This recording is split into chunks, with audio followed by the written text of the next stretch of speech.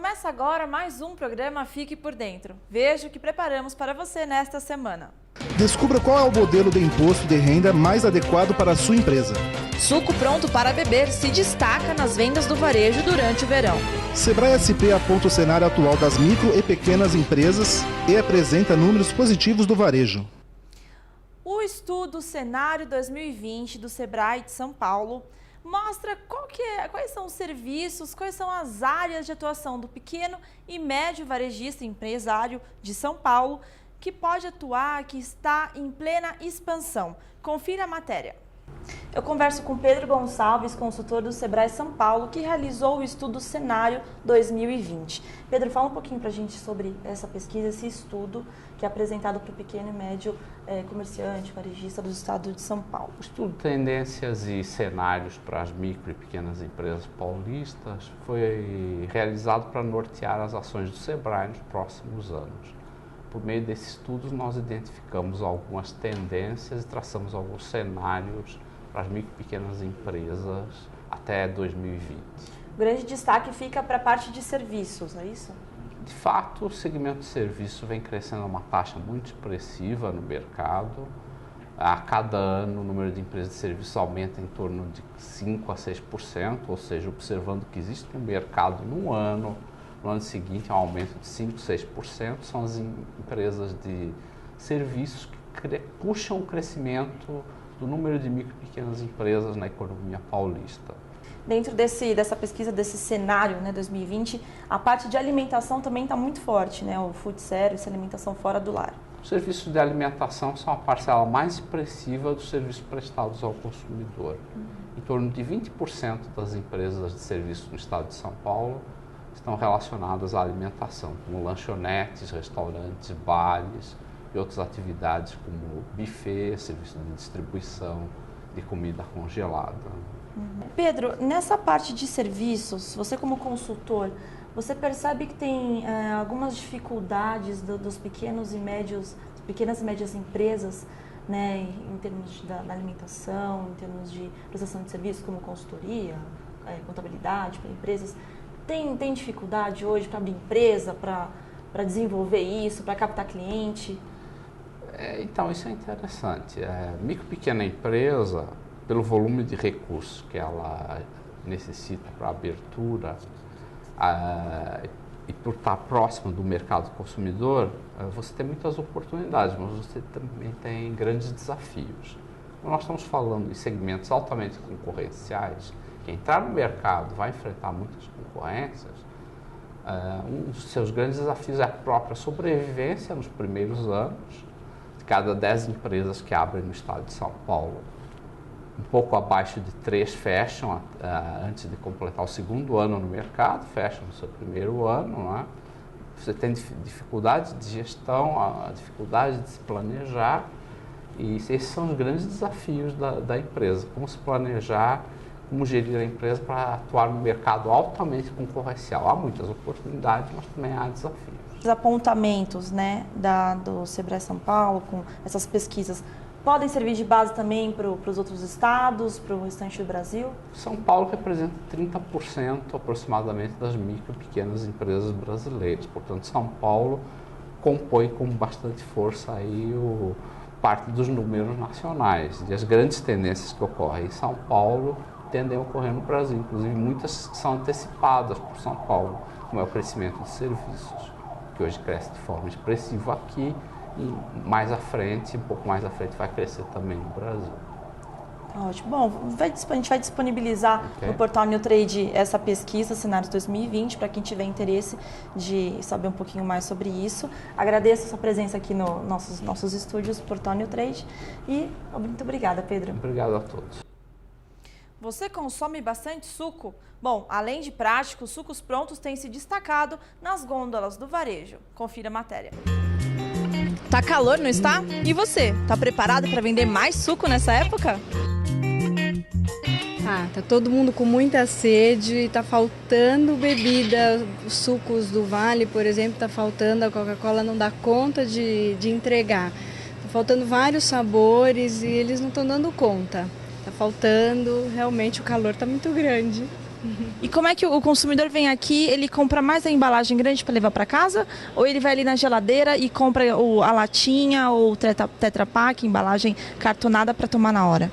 Olha, as duas coisas, tanto para tomar na hora, da geladeira a gente não consegue nem repor, sai muito, e também leva para casa as caixinhas grandes. Agora que começaram as aulas, as pequenas começam a sair. As caixinhas pequenas saem muito para lanche, para criança.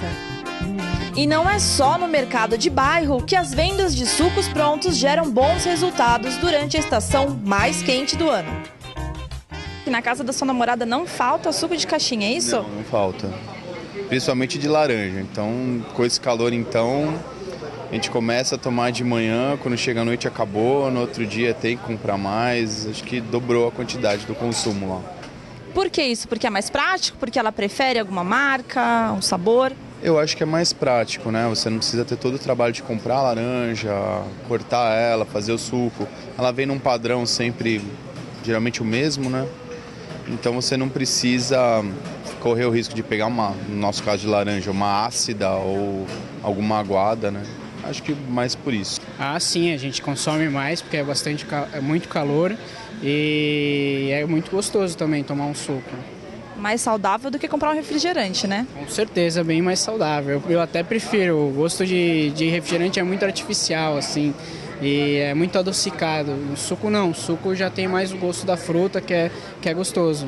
E já vem pronto, né? É mais prático. Sim, de praticidade total. De acordo com pesquisa realizada pela Kantar World Panel, entre 76 categorias pesquisadas, a bebida registrou a maior venda em volume de unidades comercializadas no mesmo período do ano passado.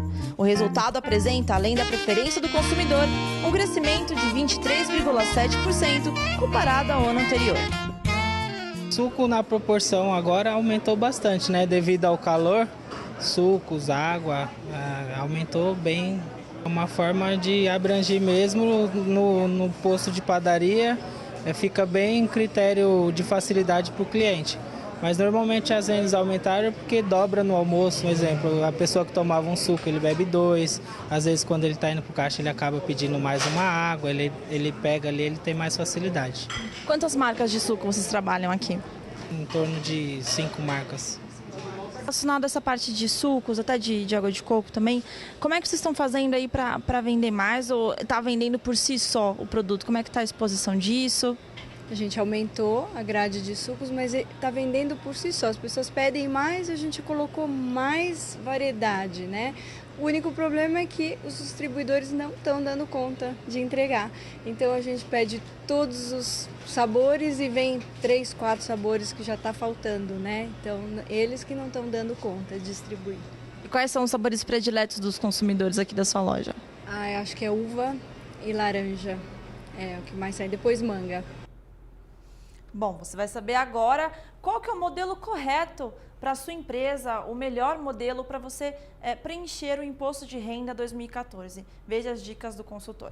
Falando especificamente do imposto de renda da pessoa jurídica, você pode, na sua empresa, ser tributado por um modelo que a gente chama de lucro real, que funciona de um jeito, eu já vou explicar, por um outro modelo que chama lucro presumido, que tem uma regra diferente, e por um terceiro modelo que chama simples. Acho que vocês talvez já tenham ouvido falar desses 3 diferentes modelos. Primeira regra, falando do simples, só pode optar pelo simples aquelas empresas que têm uma receita bruta anual de até 3 milhões e 600 mil reais. Então, se a sua empresa tem até 3 milhões e 600 mil reais, você pode ter condição de optar pelo simples.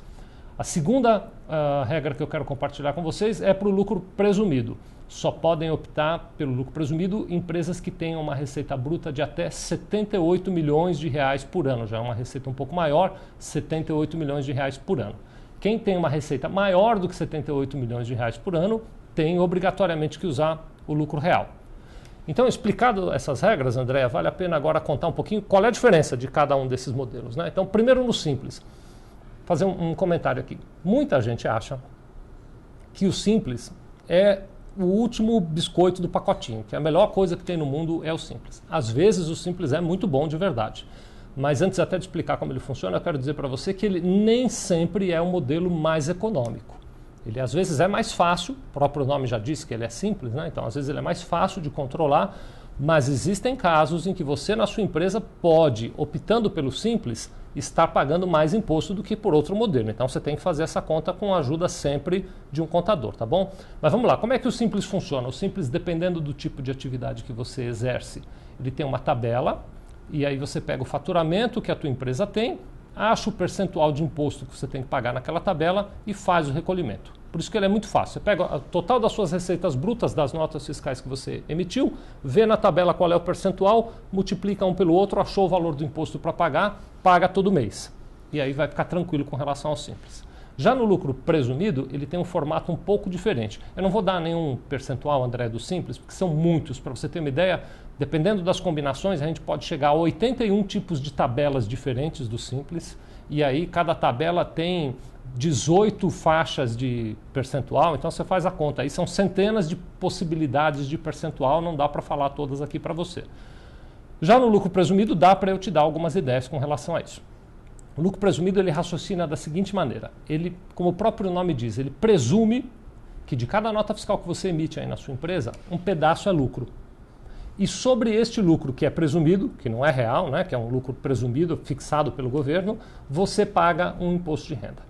Como é que são esses percentuais? Deixa eu te contar. Se você presta serviços, qualquer tipo de serviço que você executar na sua empresa, o governo presume que o teu lucro será de 32% do valor da nota fiscal que você emitiu.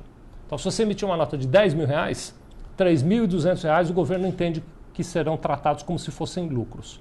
Sobre esses R$3.200, você tem que pagar um imposto de renda. O imposto de renda tem duas possibilidades, é difícil, viu? A gente quer simplificar, mas às vezes não dá, viu, pessoal? Primeira possibilidade, 15% de imposto de renda. Então, a primeira possibilidade, você paga 15% de imposto de renda sobre 32% da sua nota fiscal. Tá dando para entender? Então, eu pego a nota fiscal, multiplico por 32%, multiplico por 15%, vou achar o resultado de imposto de renda que eu tenho que pagar. Para simplificar esta conta, dá no mesmo eu pegar o valor da nota fiscal e multiplicar por 4,8%.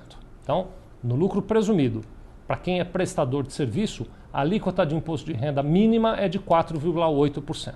Estou falando que é mínima, porque conforme o teu faturamento vai crescendo dentro do lucro presumido, esta alíquota pode subir, então ela vai ficar entre 4,8%, que é a mínima, até 8% de imposto de renda, sobre o valor da nota fiscal de serviço que você emitiu. Para quem é prestador de serviço, como é que funciona a questão do imposto de renda? Perdão, para quem é vendedor de mercadoria, né? Então, se você fabrica e vende as suas mercadorias, ou se você compra e revende, se você está no comércio, indústria e comércio, tem um percentual diferente de presunção de lucro. Ao invés de 32%, o governo entende que quando você vende um produto que você fabricou, ou quando você vende uma mercadoria que você comprou, o teu percentual de lucro é de 8%. E aí a conta fica assim, eu pego o valor da nota fiscal de venda, aquela nota fiscal de venda que você emitiu, sem IPI, se você é fabricante, o IPI não entra nessa conta. Então, eu pego só o valor das mercadorias que estão sendo vendidas, multiplico por 8%, que é o percentual que o governo presume que você vai ter de lucro, e o resultado disso eu multiplico por 15%, que é a alíquota mínima de imposto de renda. Daria no mesmo se eu pegar o valor das mercadorias da tua nota fiscal de venda e multiplicar por 1,2%. Com isso, eu já acho diretamente o valor do imposto de renda a pagar. Esse é o imposto de renda mínimo que você vai pagar, tá bom? Porque, como eu contei, conforme o teu faturamento vai crescendo, tem uma regra de adicional de imposto de renda. O teu imposto de renda começa com 1,2% sobre o valor de cada nota que você emite e pode chegar a até 2% do valor de cada nota que você emite. Então, fica nessa faixa de 1,2% até 2% de imposto de renda. Isso para quem está no lucro presumido, então. Vamos fazer um resumo para ver se eu expliquei direitinho. Prestação de serviço no lucro presumido paga entre 4,8% e 8% de imposto de renda. Para quem está no segmento de indústria ou de comércio, no lucro presumido, vai pagar entre 1,2% e 2% de imposto de renda. Ficou um pouquinho mais claro, né? Na próxima semana você confere outras dicas sobre imposto de renda para pessoa jurídica com o CEO da Sevilha Contabilidade, Vicente. Bom, o programa de hoje termina agora. Nos vemos na próxima sexta-feira. Até lá!